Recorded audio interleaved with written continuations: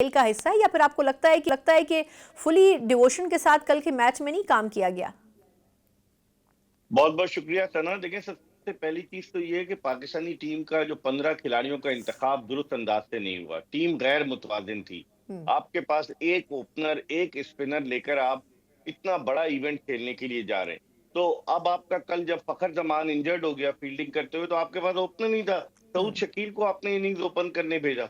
और बाबर आजम, जिन्होंने इस टूर्नामेंट से कबल अपनी जिंदगी में सिर्फ 2 मरतबा वनडे इंटरनेशनल मैचेस में ओपनिंग की थी, आपने उन्हें ओपनर बना दिया। हम्म। मतलब हम टेम्परेरी जो है ना, कॉस्मेटिक वो सर्जरी के चक्कर में लगे रहते हैं कि टेम्परेरी हमें कुछ ना कुछ मिल जाए। और हम्म। पाकिस्तान के इस कॉम्बिनेशन की वजह से पूरी टीम डिस्टर्ब है। आखिरी ओवर्स में आपके फास्ट बॉलर्स की पिटाई होती है। शाहीन हम्म। शाह अफरीदी हुए, हारिस रऊफ हुए, नसीम शाह हुए। आपके हम्म। पास एक स्पिनर है। भारत पांच पांच स्पिनर लेकर आया हुआ है, दीगर टीमें तीन तीन स्पिनर लेकर आई हैं। तो हम्म। पाकिस्तान की टीम डीमोरलाइज है, क्योंकि पहले ही न्यूजीलैंड उसे 2 मैचेस हरा चुका था ट्राई सीरीज के। और एक मैच न्यूजीलैंड ने पाकिस्तान को 78 रन से हराया, फिर फाइनल 5 विकेटों से हराया। हम्म। तो ये बात तो सबको पता थी कि न्यूजीलैंड की टीम बड़ी मजबूत है और बड़ी मुतवाजिन है। वो पाकिस्तान को टफ टाइम देगी। अब हम्म। 320 रन आप करवा रहे हैं, कप्तानी आपसे अच्छी नहीं हो रही, हम्म। आप फील्डर्स आपके साथ नहीं दे रहे, पसंद नापसंद की बुनियाद पर आपने टीम का इंतखाब किया है।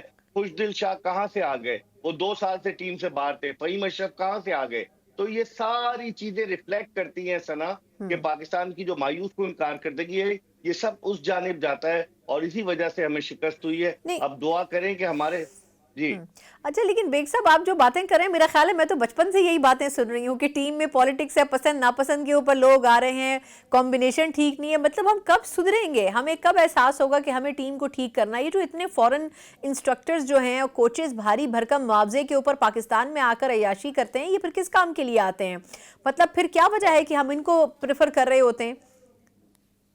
आपने सही कहा। अब आप बचपन से सुनती आई हैं, आप बुढ़ापे तक यही बातें सुनती रहेंगी, मुझे तो लग रहा है। उसकी वजह ये है कि ये सही होने वाला नहीं है। हम भी कह कह के थक गए कि भाई कुछ किया जाए। जो आता है अपनी मर्जी के लोगों को ले आता है, पसंद हुँ। नापसंद की हुँ। बुनियाद पर। उसकी वजह से पाकिस्तान क्रिकेट हुँ। का बेड़ा गर्क हो रहा है। और ये वो वाहिद खेल रह गया है सना, कि जिससे लोग बड़ा अटैच हैं। बाकी आप देखें, हॉकी का क्या हाल है, बिल्कुल ऐसे ही है। स्क्वॉश का क्या हुँ। हाल है, दीगर खेलों के मुकाबले में। तो हाँ। मेरे ख्याल में अभी तो गैर मुल्की कोच नहीं लाए, अभी तो आकिब जावेद को ये जिम्मेदारी दी है। और सिलेक्शन कमेटी, हुँ। असल सवाल पैदा हो रहा है कि वो सिलेक्शन कमेटी जो लाखों रुपए महाना ले रही है, क्या वो टीम का इंतखाब हुँ। मेरिट की बुनियाद पर कर रही है या नहीं कर रही? क्योंकि आप देखें, एक सिलेक्टर अजहर अली पाकिस्तान के कप्तान रहे, हुँ। 90 से ज्यादा टेस्ट मैचेस खेले। हुँ। एक सिलेक्टर असद शफीक पाकिस्तान की जानिब से 77 से ज्यादा टेस्ट मैचेस खेले। आकिब जावेद माजी में सेलेक्टर रह चुके हुँ। हैं, हुँ। आईसीसी हुँ। से अटैच हैं।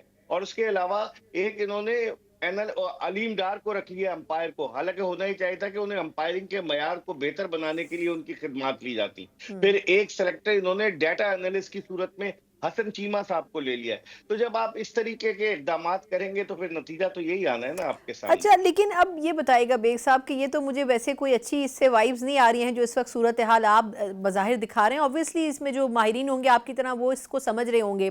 अब आपके ख्याल में इस वक्त क्या स्टैंड करती है? पाकिस्तान का बड़ा इंपॉर्टेंट मैच है, बल्कि मेरा ख्याल है कि सबसे इंपॉर्टेंट मैच इंडिया के साथ जो पाकिस्तान का है। तो फिर कितनी तैयारी है? और दूसरा, ये जो हम जाकर दूसरे मुल्क में वो मैच खेलेंगे, तो बज़ाहिर तो नकवी साहब इसको अपनी कामयाबी क्लेम कर रहे हैं। आप इसको कैसे रेट करते हैं कि ये पाकिस्तान की कामयाबी है? क्योंकि ये तो एक तरीके से एक अंडरस्टैंडिंग के तहत हुआ है। लेकिन ये अजीब नहीं होगा कि इंडिया को अलग से बाहर रखा जाए और बाकी जो टीम्स हैं उनको पाकिस्तान फैसिलिटेट करे? यही तो ब्लू आइड बॉय बन गया है ना भारत, जो है वो आई इंटरनेशनल क्रिकेट काउंसिल का। और शुरू हम्म। में तो हमारे चेयरमैन साहब कह रहे थे कि हम किसी तौर हाइब्रिड मॉडल पर नहीं खेलेंगे, हम्म। कतई नहीं खेलेंगे। हम्म। क्या हुआ? हमें सरेंडर करना पड़ा। और इंडिया ने हमें ये लॉलीपॉप दिया कि अब जो T20 वर्ल्ड कप होगा, उसमें आपके मैचेस इंडिया में नहीं होंगे। तो वो तो मुश्तरका तौर पर श्रीलंका और इंडिया उसको होस्ट कर रहे हैं, तो हम्म। श्रीलंका में हो सकते हैं। ये हम्म। हमेशा हमें बेवकूफ बनाता है भारतीय क्रिकेट बोर्ड। और हम्म। हमेशा हम सरे तस्लीम खम कर लेते हैं। मेरे ख्याल में भारत को एडवांटेज हुआ है। आज भारत ने जो मैच खेला है बांग्लादेश के खिलाफ, हम्म। उसको हम आहंग हुआ है वहां की कंडीशन से, हम्म। वहां की पिच से। हमारी टीम आज दोपहर को दुबई रवाना हुई है। हमारी टीम के ओपनर फखर जमान अनफिट हो गए हैं। हम्म। उनकी जगह आपने इमामुल हक को टीम में शामिल किया है। टीम एक बिखरी बिखरी, जो आपने फिटनेस की बात की ना सना, वो जी। बिल्कुल सही है कि फिटनेस पे हम तवज्जो नहीं देते और हम्म। हमारे खिलाड़ी मुसलसल अनफिट होते हैं और फिर नताइज हमारे खिलाफ ही आते हैं। सही। अच्छा, लास्टली बस बेग साहब मुझे ये फरमाइएगा कि इस वक्त आपने कहा कि कॉम्बिनेशन तो टीम का ऐसा नहीं है कि एक दूसरे से सिंक करते हों, लेकिन मैं वैसे ही चलते चलते आपसे जानना चाहूंगी कि एक मरतबा हमारी टीम को कहीं भेजा गया था ट्रेनिंग के लिए और फिर बड़ी उनसे फौजी जवानों की तरह ट्रेनिंग करवाई गई थी। इस पे बहुत से लोगों को हम्म परेशानी तो हुई थी, लेकिन आपकी हम्म मुस्कुराहट से मैं ये जानना चाहूंगी कि क्या इनको ऐसी ट्रेनिंग की दोबारा जरूरत नहीं महसूस होनी चाहिए? देखिए, ऐसी तो नहीं होनी चाहिए क्योंकि ये सारा ट्रेंड सेट हुआ था 2016 में जब पाकिस्तानी क्रिकेट टीम इंग्लैंड के दौरे पर गई थी। हम टेस्ट मैच जीते तो तमाम खिलाड़ियों ने जो है वो खड़े होकर सैल्यूट किया था अपने ट्रेनर को। हम्म। हो।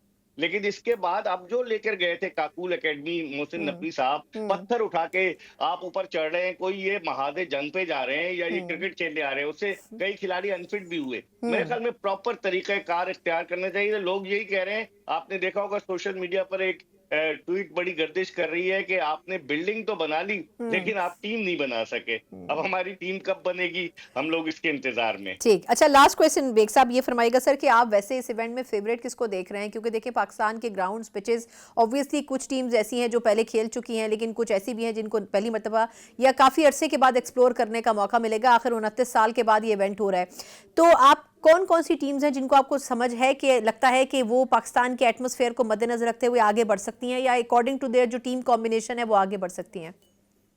देखिए, भारत के लिए तो एडवांटेज है सना, क्योंकि वो दुबई में खेल रहा है और उसके चांसेस बड़े ब्राइट है। पाकिस्तान पहला मैच न्यूजीलैंड से हार गया है। हम्म। भारत एक मैच और जीतता है, 2 मैच जीतता है तो वो सेमीफाइनल के लिए क्वालिफाई कर जाएगा। लेकिन मेरी नजर में इस वक्त जो मजबूत तरीन टीम है वो न्यूजीलैंड की है, कि हम्म। जो बड़ी मुतवाजिन है, जिसके बॉलर्स भी बड़े जबरदस्त है, जिसकी फील्डिंग का मैयार भी इंतहाई आला है, जिसके ओपनर, जिसकी बैटिंग, हर चीज में वो परफेक्ट है। और न्यूजीलैंड की टीम आप देखें कि पिछला जो वर्ल्ड कप हुआ 2023 का, उसके सेमीफाइनल में पहुंची, हम्म। 2019 के वर्ल्ड कप के फाइनल में पहुंची, और जिस तरह से उन्होंने जेल किया है, मैं समझता हूं New Zealand is the favourite team for this champions trophy.